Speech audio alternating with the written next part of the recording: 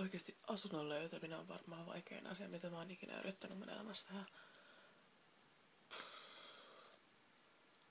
Ja varsinkin kun pitää löytää se pääkaupunkiseudulta ja yrittää olla silleen niinku, että joo, kyllä mä niinku, mulla on toi jälkihuolto, että mä oon lastensuojelun asiakas ja yritän nyt vittu sit olla siinä silleen. Mä oon hyvä vuokralainen, vittu ottakaa mut. Ei. Mä oon lähettänyt varmaan... Katsotaan. Mä oon lähettänyt 35 asuntohakemusta johonkin kuukauden sisään varmaan. Ja oi voi kyllä, pystyn parempaankin. Mutta täällä ei oo mitään semmosia...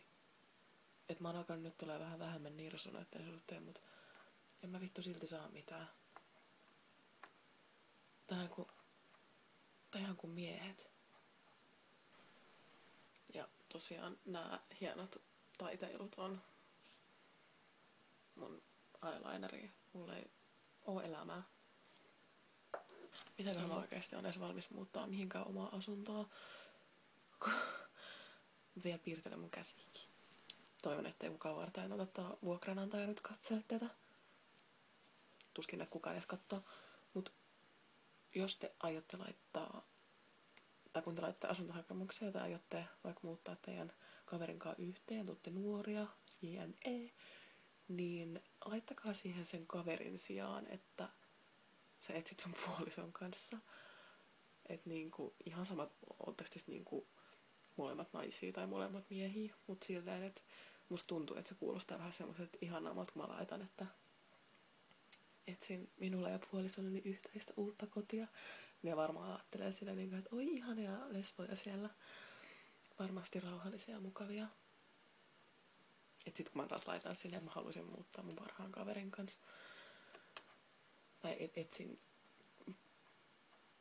lapsuuden ystäväni kanssa yhteistä kotia, niin ne on siellä silleen, ei, vitussa. Ei. Mä oon myös kattonut Tampereelta asuntoja.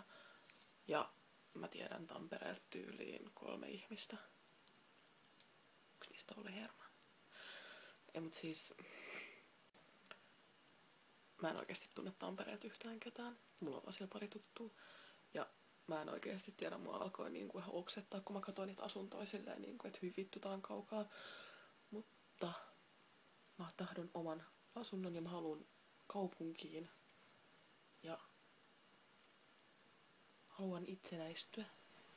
Mä oon nyt lähettänyt niin paljon asuntohakemuksia, että mä toivon, että joku edes vastaa mulle silleen kivasti.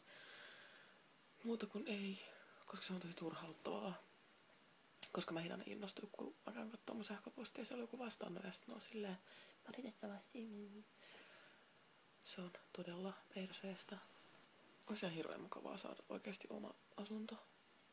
Tai jotain sinne päin. Koska on hirveän turhauttavaa se, että mä oon täysikäinen ja sit tavallaan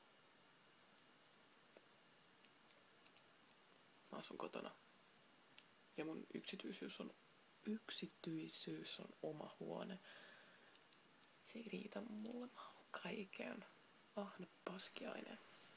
Muutama mun kaveri on mulle sanonut, että ei se on niin kiva sit asua yksin oikeesti, että kun joudut maksaa kaiken.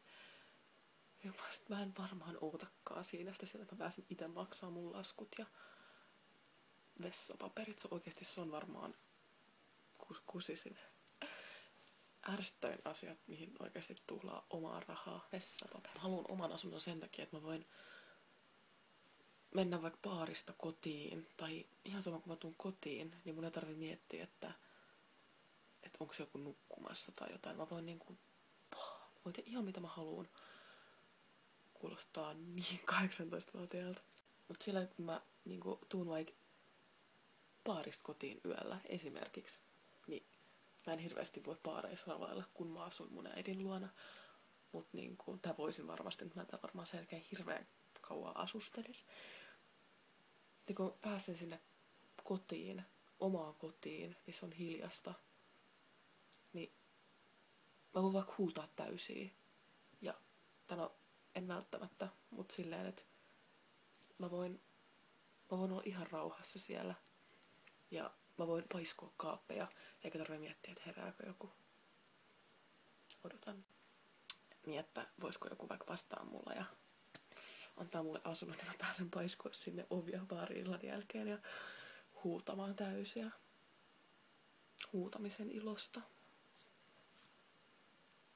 Kelaa, että sä katot tätä vieläkin.